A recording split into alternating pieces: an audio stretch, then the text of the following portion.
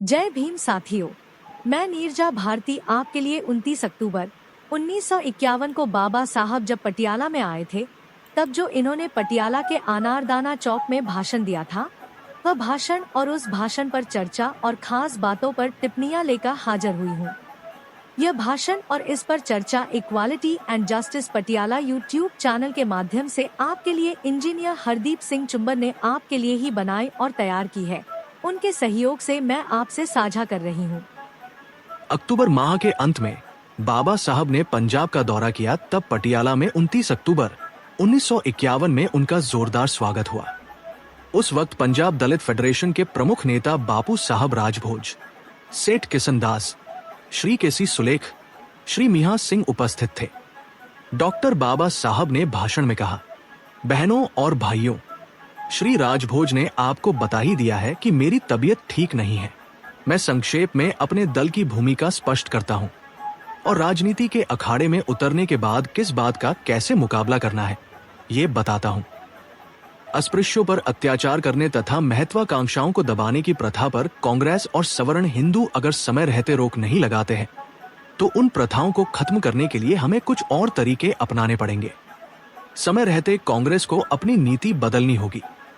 उन्हें अस्पृश्यों को बढ़ावा देने वाली नीति अपनानी होगी। ये चुनावी दौर है, इसी में देश के सारे दल और उनके कार्यकर्ता व्यस्त हैं। बेशक चुनाव महत्वपूर्ण होते हैं, कम से कम हमें आगामी चुनाव बेहद महत्वपूर्ण यानी जिंदगी और मौत का सवाल है। इसीलिए इस सवाल पर पूरी तरह सोचना और उचित हल निकालना बहुत जरूरी है। कांग्रेस सबसे बड़ा राजनीतिक दल है। पिछले 60 सालों से ये दल बना हुआ है, साथ ही आज वह सत्तारूढ़ है। 4 सालों तक इस दल ने राज चलाया है। बड़ी शान से इस पार्टी की ओर से लोगों को ये बताया जाता है कि कांग्रेस के अलावा देश और लोगों का कोई भला नहीं कर सकता, इसलिए कांग्रेस को ही वोट देना चाहिए। कांग्रेस एक बार फिर सत्ता में आना चाहती है। गरीबों को निचोड़ खाने वाली कांग्रेस चाहती है कि लोग फिर से चुने। कांग्रेस के पास किराए के प्रचारक बहुत हैं। इस पार्टी के पास बहुत पैसा होने के कारण ऐसे लोग उनसे पलते भी हैं। उनके जरिए कांग्रेस लोगों पर दबाव डाल सकती है। इसलिए कांग्रेस में असल में क्या चल रहा है, इसकी जानकारी जरूरी है। एक तरफा प्रचार के कारण किसी का नुकसान नहीं होना चाहिए। अनाज और कपड़ों का सवाल कांग्रेस हल नहीं कर पाई है, हम सब जानते हैं। उल्टे ये अब बेहद मुश्किल सवाल बन गया है। शरणार्थियों की समस्या को भी सत्तारूढ़ कांग्रेस हल नहीं कर पाई है। इसलिए फिर अगर सत्ता में आए तो इन सवालों को वह कैसे हल कर पाएगी? अपना निकम्मापन उसने 4 सालों के अपने कार्यकाल में साबित कर ही दिया है। कांग्रेस यह कह सकती है कि थोड़े समय में ये समस्याएं हल नहीं हो सकती। इसके बावजूद कांग्रेस की केंद्रीय और प्रांतीय सरकारों पर हुकूमत चलाने वाले हाईकमान द्वारा देश को कम से कम घूसखोरी, सांठगांठ, नैतिक हरास इन 3 महान रोगों से मुक्त करना चाहिए था। कांग्रेस अगर चाहती तो वह इन बुराइयों को समूल नष्ट कर सकती थी, लेकिन इस जहर का असर कांग्रेस सरकार के राजकाज में इतना आ चुका है कि उसे जड़ से उखाड़ना संभव नहीं। छोटे से लेकर बड़े तक हर कोई एक ही थैले के चट्टे बट्टे बने गए हैं। कांग्रेसी मंत्रिमंडल से अपना कोई कामकाज करवाना हो तो घूस देनी ही पड़ेगी, वरना अर्जी खारिज की जाएगी। ये पक्का जानिए। मैं ये आरोप नहीं कर रहा, कांग्रेस के भीतर से ही ऐसे आरोप किए जाते हैं। घूसखोरी और कालाबाजारी का कुछ हिस्सा कांग्रेस का मंत्रिमंडल लेता है, ऐसा खुलेआम लोग बोलते हैं। मद्रास के मुख्यमंत्री श्री टी प्रकाशन को कांग्रेस की ऐसे ही अंदरूनी घपलों के कारण इस्तीफा देना पड़ा। इस्तीफा देने के बाद उन्होंने कांग्रेस हाईकमान के सामने मद्रास के सहयोगी मंत्रियों पर गंभीर आरोप लगाए। उसमें साफ तौर से कहा गया था कि कुछ मंत्रियों ने नियंत्रण का फायदा उठाते हुए खुद की झोली भरी है, साथ ही सरकारी पैसों का निजी काम के लिए इस्तेमाल किया गया। कुछ लोगों ने रिश्तेदारों को सरकारी काम दिए। उत्तर प्रदेश में भी ऐसा ही कुछ हुआ। किसी समय प्रांतीय कांग्रेस के अध्यक्ष त्रिलोक सिंह और अभ्यू पी असेंबली में विरोधी गुट के नेता ने भी कांग्रेस के मंत्रियों पर इसी प्रकार के आरोप लगाए थे।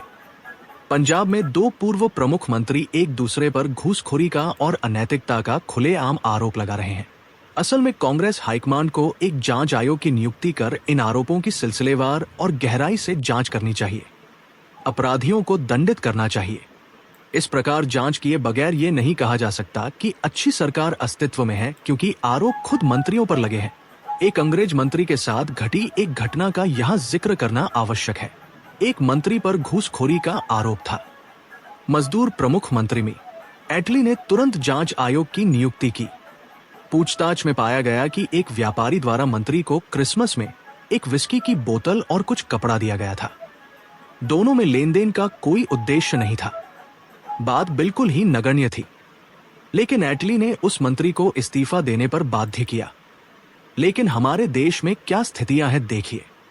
विभिन्न प्रांतों के करीब 25 मंत्रियों पर गंभीर आरोप है, लेकिन कांग्रेस हाईकमांड ने इस तरफ से जानबूझकर आंखें मूंद ली हैं। इतना ही नहीं, इन लोगों पर लगे आरोपों की जांच नहीं की गई और वे आरोपी चुपचाप मनमानी कर रहे हैं। और ऐसे नेताओं के हाथ में अपने देश का भविष्य है। बताइए, ऐसी कांग्रेस और उसके मंत्रियों के बारे में विश्वास कैसे निर्माण होगा, जो खुलेआम लोगों को लूट रहे हैं? ऐसे चोरों के साथ स्वाभिमानी और न्यायप्रिय पुरुष कैसे सहमत हो सकते हैं? मैं तो कहता हूं कि कांग्रेस सरकार भ्रष्ट, करप्ट सरकार है। वह चोरों की सरकार है। लोगों को लगता था कि जवाहरलाल नेहरू ऐसे आचार भ्रष्ट मंत्रियों के कामकाज पर ध्यान देंगे, लेकिन अनुयायियों को उन्होंने घोर निराश किया है। उल्टे दिल्ली में जब कांग्रेस का अधिवेशन हुआ तब उन्होंने कहा कि अन्य देशों में घूसखोरी बहुत बड़े पैमाने पर होती है। इससे जो पुराने प्रतिष्ठित चोर हैं, उनके लिए खुला दरवाजा मिल जाता है। जो लोग पक्के चोर बनने में आनाकानी करते रहते हैं, उन्हें भी ऐसी बातें धीरज देती है। जो लोग घूस लेकर अमीर बन रहे हैं, वे इस बात से वश हो सकते हैं कि जवाहरलाल नेहरू हमारे मंत्री हैं, क्योंकि ऐसे अपराधों के लिए सजा नहीं देना, उन्हें माफ करना या उनकी ओर अंदेवी करना पंडित जी अपना धर्म मानते हैं। जिन्हें ऐसी बातें करने में शर्म नहीं महसूस होती, वे देश का कल्याण क्या करेंगे? जो लोग कांग्रेस को वोट देंगे, वे इसी बात के लिए देंगे कि ऐसी बातें चलती रहें। लेकिन भारतीयों में अच्छा क्या है और बुरा क्या है पहचानने की योग्यता आ गई है। कांग्रेस के लोग दूसरों को सलाह देते हैं कि आप अपनी पार्टी छोड़कर हमारी पार्टी में शामिल हो जाइए, क्योंकि वे कहते हैं कि कांग्रेस ही देश का भला करने वाली है। मैं आपसे पूछता हूं कि क्या कभी चूहा और बिल्ली एक साथ रह सकते हैं? सांप और नेवले में मित्रता होना क्या संभव है? एक दूसरे का वे सत्यानाश ही करेंगे। प्राणी मात्रों में ऐसे कई उदाहरण देखने मिलते हैं। इनके बीच भी यही हाल है। देश में कुछ ऐसे लोग हैं और कुछ ऐसे दल हैं जिनका काम परस्पर विरोधी है। किसानों को लूटने वाले बनिए और किसानों के बीच क्या कभी मित्रता संभव है? बिल्कुल ऐसा ही हाल ब्राह्मण और अस्पृश्यों के बीच है। ब्राह्मण वर्ग अस्पृश्यों को हमेशा कैद रखना चाहेगा, वह उन्हें कभी उभरने नहीं देगा। ब्राह्मण वर्ग अस्पृश्यों को सीधा सादा जीवन तक जीने नहीं देते। फिर अत्याचारी और पीड़ितों का एक दल होना कैसे संभव है? जिस पार्टी में अत्याचारी और स्वार्थी लोगों को प्रतिष्ठा प्राप्त है, ऐसी पार्टी से गरीब और अत्याचार पीड़ित लोगों का क्या कल्याण होगा? बिल्कुल नहीं।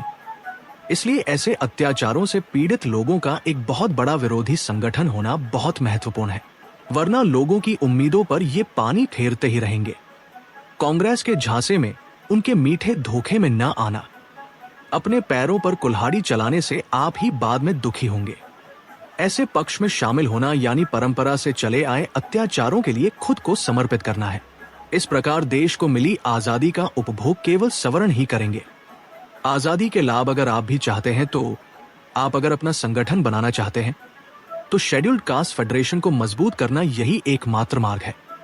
कांग्रेस के हरिजन मंत्रियों ने लोगों के बीच खुद जाकर प्रचार किया था कि आज की सभा में उपस्थित न रहें।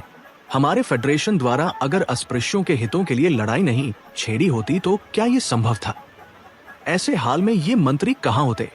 इन्हें मंत्री किसने बनाया? साफ कहूं तो मैंने बनाया। फेडरेशन ने इन्हें मंत्री बनाया।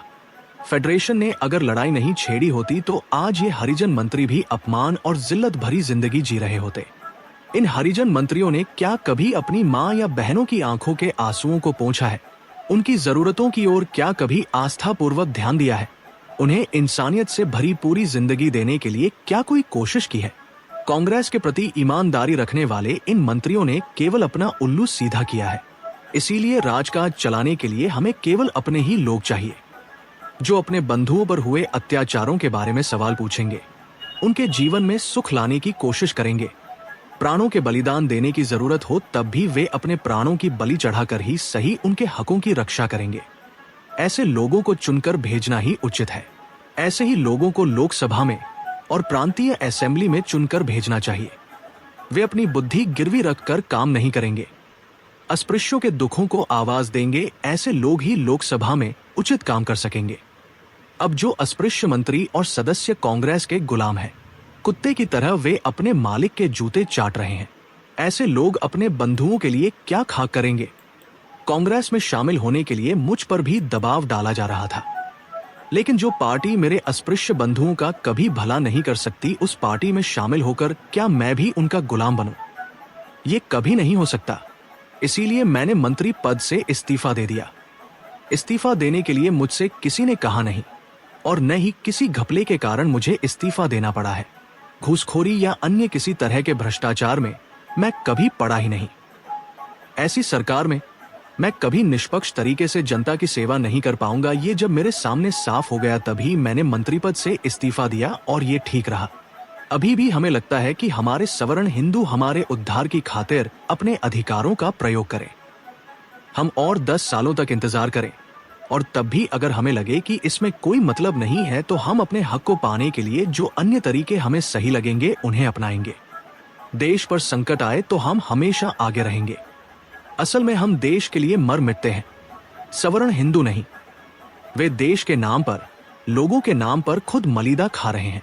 ये हमेशा का ही अनुभव रहा है। जब सेना में भर्ती का सवाल उठता है, तब अस्पृश्य पहले आगे बढ़ता है और अपना नाम दर्ज कराता है। सवर्ण हिंदू लोग ऐसे कैंपों के आसपास दुकानें सजाकर बैठ जाते हैं, कॉन्ट्रैक्ट लेते हैं और देश और लोगों को लूटते हैं। पिछले 24 सालों से मैं अस्पृश्यों को उनके हक दिलाने के लिए लड़ता रहा हूं, लेकिन इसमें मेरा कोई स्वार्थ नहीं है। गांधी जी के सामने मैंने एक सीधा सा सवाल रखा था। हम देश की आजादी के खिलाफ नहीं, लेकिन आजाद भारत में अस्पृश्यों का क्या स्थान रहेगा? लेकिन इस सवाल का गांधी ही नहीं, अन्य कोई भी संतोषजनक जवाब नहीं दे पाए। मैं यही सवाल सवर्ण हिंदुओं से पूछना चाहता हूं। आज देश की आजादी उनकी है, हम अभी भी गुलाम ही हैं। सवर्ण हिंदुओं के अत्याचार का यह फल है। ये हमारा अपराध नहीं है। हम अगर अन्य लोगों की तरह जीना चाहते हैं, तो हमें अपने ही पैरों पर खड़े रहना होगा।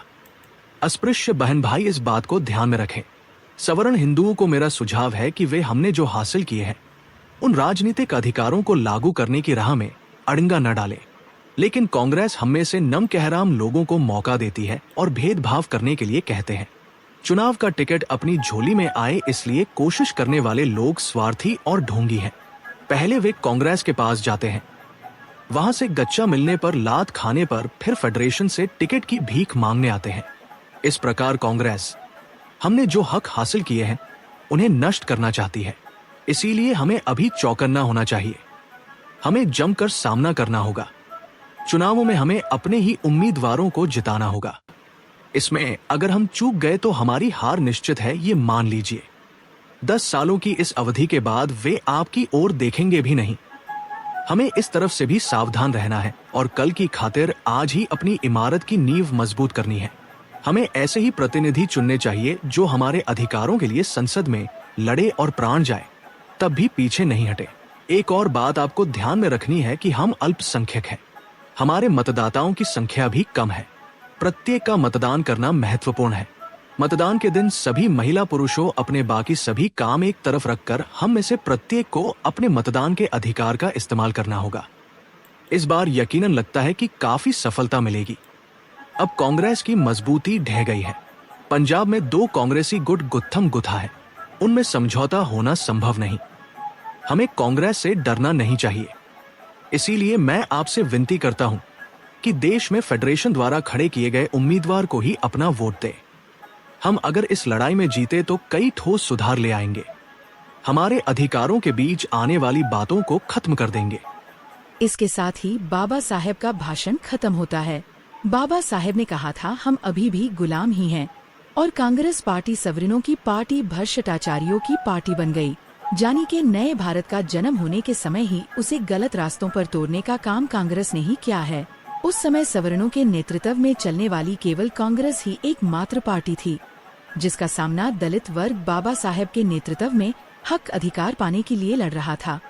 अब तो अनुसूचित समाज के सामने अधिकार पाने की लड़ाई केवल कांग्रेस से नहीं, इसे भाजपा आम आदमी पार्टी कई औरों से भी करनी पड़ रही है और पंजाब की बादल दल वाली अकाली दल पार्टी 25 सालों से भाजपा को बिना शर्त समर्थन देती उसी पाले में रहना पसंद करती रही है। उस समय के विपरीत बाबा साहेब के नाम पर दलित समाज के लोगों ने अनेकों दल बना लिए हैं, जिससे बहुजन समाज का वोट बच जाता है और इसका सीधा लाभ कांग्रेस, भाजपा, आम आदमी पार्टी, अकाली दल और अन्य सवर्ण समाज के नेताओं की दिशा में चलने वाले दलों को लाभ होता रहा है। दलित समाज को बाबा साहेब की मानकर अपने समाज की एक ही बहुजन समाज पार्टी ही मजबूत पार्टी बनानी होगी। जो भी मतभेद है या कुछ भी हो जाए, झगड़े मतभेद पार्टी के अंदर रहकर ही करें और दलित समाज को मजबूत करने का ध्यान रखकर करें। नमस्कार। हाँ। आज हम एक बहुत ही अहम भाषण पर बात करने वाले हैं। जी। ये भाषण डॉक्टर बाबा साहब अम्बेडकर ने अक्टूबर 1951 में पटियाला में दिया था। हाँ, 1951 की बात है ये। और हमारी ये जो चर्चा है ये पंजाब का दलित आंदोलन, अंबेडकर का आह्वान किताब के कुछ अंशों पर आधारित है। इसमें उनके 29 अक्टूबर वाले भाषण का पूरा जिक्र मिलता है। बिल्कुल। तो आज हम कोशिश करेंगे कि डॉक्टर अंबेडकर के उस वक्त के मतलब 1951 के राजनीतिक विचारों को थोड़ा समझें, खासकर कांग्रेस को लेकर उनकी जो तीखी आलोचना थी। हाँ, वो तो काफी तीखी थी। और भारत के भविष्य में दलित समुदाय की जगह को लेकर उनकी क्या चिंताएं थी, क्या सोच थी। जी, तो देखिए, ये भाषण का जो संदर्भ है वो समझना जरूरी है। देश नया नया आजाद हुआ था और पहले आम चुनाव बिल्कुल सामने थे। हाँ, माहौल चुनावी था। बिल्कुल। और पटियाला में उस दिन दलित फेडरेशन के कई बड़े नेता भी थे, जैसे बापू साहेब, राजभोज का नाम आता है, सेठ किशनदास थे। अच्छा। अनाज की, कपड़े की, शरणार्थियों की, वो भी वैसी की वैसी ही थी। कोई हल नहीं निकला था। और जहाँ तक मुझे याद है, उन्होंने सिर्फ नाकामी की बात नहीं की, उन्होंने भ्रष्टाचार के भी बहुत गंभीर आरोप लगाए थे। हाँ बिल्कुल, ये बहुत अहम मुद्दा उठाया उन्होंने। उनका ये कहना था कि ये सिर्फ कुछ मंत्रियों की बात नहीं है, ये पूरी व्यवस्था में है। मतलब नीचे से ऊपर तक। जी, उन्होंने कहा कि कांग्रेसी मंत्रिमंडलों में घूसखोरी, सांठ-गांठ, ये सब आम हो गया है। और उन्होंने नाम लेकर उदाहरण दिए। मद्रास के टी प्रकाशन का जिक्र किया, यूपी के त्रिलोक सिंह का, पंजाब के भी कुछ पूर्व मंत्रियों का। बाप रे, नाम लेकर आरोप लगाना तो बड़ी बात है। और उससे भी ज्यादा चिंता की बात उन्होंने ये बताई कि कांग्रेस हाईकमांड इन आरोपों पर कोई एक्शन नहीं ले रहा। मतलब जांच करने के बजाय वो भ्रष्ट मंत्रियों को बचा रहा है। अच्छा, ये तो बहुत। उन्होंने तुलना भी की। एक ब्रिटिश मंत्री का उदाहरण दिया जिससे विस्की की बोतल जैसी छोटी सी बात पर इस्तीफा देना पड़ा था, और यहाँ इतने गंभीर आरोपों पर भी कुछ नहीं हो रहा। ये तुलना तो वाकई बहुत तीखी है। और शायद पंडित नेहरू पर भी उन्होंने कुछ कहा था भ्रष्टाचार को लेकर। हाँ, कहा था, कटाक्ष किया था कि भाई वो कह रहे हैं कि दूसरे देशों में भी होता है। तो अंबेडकर का कहना था कि ये कोई तरीका नहीं है भ्रष्टाचार को सही ठहराने का। उन्होंने तो कांग्रेस को सीधे सीधे भ्रष्ट सरकार और यहाँ तक कि चोरों की सरकार भी कह दिया। साफ संदेश था कि ऐसी पार्टी को वोट मत दो। तो ये तो हुई कांग्रेस की आलोचना। इसके बाद उन्होंने दलित समुदाय को संबोधित किया। हाँ, तो कांग्रेस को इस तरह खारिज करने के बाद दलितों के लिए उन्होंने क्या रास्ता सुझाया, क्या कहा उनसे? देखिए, उन्होंने साफ कहा कि कांग्रेस में शामिल होने का तो सवाल ही नहीं उठता। अच्छा। और इसके लिए उन्होंने बड़े दिलचस्प उदाहरण दिए, चूहे बिल्ली का, सांप नेवले का। अच्छा। और ब्राह्मण अस्पृश्य का। मतलब कि अत्याचारी और पीड़ित एक साथ नहीं रह सकते। उनका तर्क था कि ब्राह्मण वर्ग तो हमेशा चाहेगा कि अस्पृश्य दबे रहें, वो कभी बराबरी का दर्जा नहीं देंगे। तो फिर रास्ता क्या था? एकमात्र रास्ता था शेड्यूल्ड कास्ट फेडरेशन, उसे मजबूत करना। उन्होंने कहा कि यही वो संगठन है जो दलितों का उद्धार कर सकता है। और जो दलित नेता उस वक्त कांग्रेस में थे, जो मंत्री बन गए थे, उनके बारे में भी तो उन्होंने कुछ कहा था। हाँ, और बहुत सख्त कहा था। उन्होंने कहा कि ये जो हरिजन मंत्री हैं, ये मंत्री बने ही फेडरेशन के संघर्षों की वजह से हैं। लेकिन अब मंत्री बनने के बाद ये सिर्फ कांग्रेस के वफादार हो गए हैं। और उन्होंने बहुत कड़े शब्दों का इस्तेमाल किया। कहा कि कुत्ते की तरह मालिक के जूते चाट रहे हैं और अपने समुदाय के लिए कुछ नहीं कर रहे हैं। ये तो बहुत ही तीखे शब्द है। बिल्कुल। उनका आह्वान था कि ऐसे लोगों को चुनो जो संसद में तुम्हारी आवाज उठाएं, जो तुम्हारी तकलीफ बयान करें। ऐसे लोग जो अपनी बुद्धि किसी के पास गिरवी ना रखें। हाँ, और जरूरत पड़े तो अपने हक के लिए जान देने को भी तैयार हों। और शायद इसीलिए उन्होंने खुद भी मंत्री पद छोड़ा था, यही कारण बताया था। हाँ, उन्होंने अपने इस्तीफे का जिक्र करते हुए यही कहा कि ऐसी सरकार में रहकर ईमानदारी से निष्पक्ष होकर सेवा करना मुमकिन नहीं लग रहा था। यहाँ से फिर बात उनकी राजनीतिक रणनीति और भविष्य की चेतावनियों पर आती है ना? जी, उन्होंने सवर्ण हिंदुओं को एक तरह से चेतावनी दी। कहा कि देखो, दलितों को जो राजनीतिक अधिकार मिले हैं संविधान से, उन्हें लागू करने में रुकावट मत डालो। और क्या कहा? उन्होंने कहा कि हम 10 साल इंतजार करेंगे, 10 साल, और अगर इन 10 सालों में हालात नहीं सुधरे, अगर हमें हमारे हक नहीं मिले तो फिर दलित अपने अधिकारों के लिए अन्य तरीके अपनाने पर मजबूर होंगे। अन्य तरीके? ये तो काफी गंभीर चेतावनी लगती है। हाँ, ये एक बहुत महत्वपूर्ण बयान था। इसमें एक डेडलाइन थी और एक चेतावनी भी। और चुनाव तो सिर पे थे ही। चुनावों को लेकर क्या कहा उन्होंने? चुनावों को उन्होंने जिंदगी और मौत का सवाल बताया। कहा कि ये चुनाव बहुत अहम है। क्यों? क्योंकि दलित अल्पसंख्यक हैं, तो उनका हर एक वोट कीमती है। उन्होंने सभी दलित महिलाओं और पुरुषों से अपील की कि वोट जरूर डालें और फेडरेशन के उम्मीदवारों को ही जिताएं। फेडरेशन के उम्मीदवारों को? जी। और देशभक्ति पर भी एक दिलचस्प बात कही। क्या? कि जब देश पर मुश्किल आती है, लड़ाई होती है, तो दलित तो सेना में भर्ती होते हैं, जान देते हैं, लेकिन बहुत से सवर्ण हिंदू उस मुश्किल घड़ी में भी व्यापार और ठेके लेकर पैसा कमाने में लगे रहते हैं। ये भी एक तीखी टिप्पणी थी। तो ये सारी बातें कहीं ना कहीं उसी एक सवाल पर लौटती हैं कि आज़ाद भारत में अस्पृश्यों का क्या स्थान होगा। बिल्कुल, उन्हें इसका जवाब उस समय संतोषजनक नहीं मिल रहा था। तो अगर हम संक्षेप में कहें तो ये भाषण डॉक्टर अंबेडकर का कांग्रेस शासन के प्रति गहरा असंतोष दिखाता है, खासकर भ्रष्टाचार और दलितों के प्रति उसके रवैये को लेकर। हाँ। और ये दलित समुदाय के लिए एक जोरदार आह्वान था कि भाई राजनीतिक रूप से एक हो जाओ और अपने हक की लड़ाई खुद लड़ो।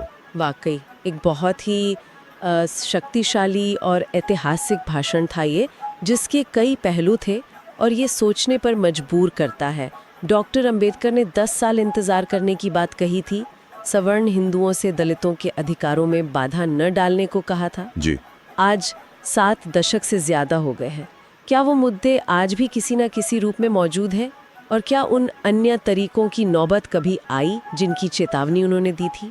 ये एक सवाल है जिस पर शायद हमें सोचना चाहिए। साथियों, आपने आज की खास खबरों पर चर्चा सुनी, कैसा लगा अब जरूर बताएं।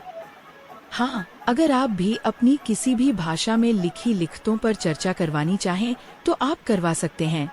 बस इसके लिए आपको हमारी मेहनत का कुछ मेहनताना देना होगा।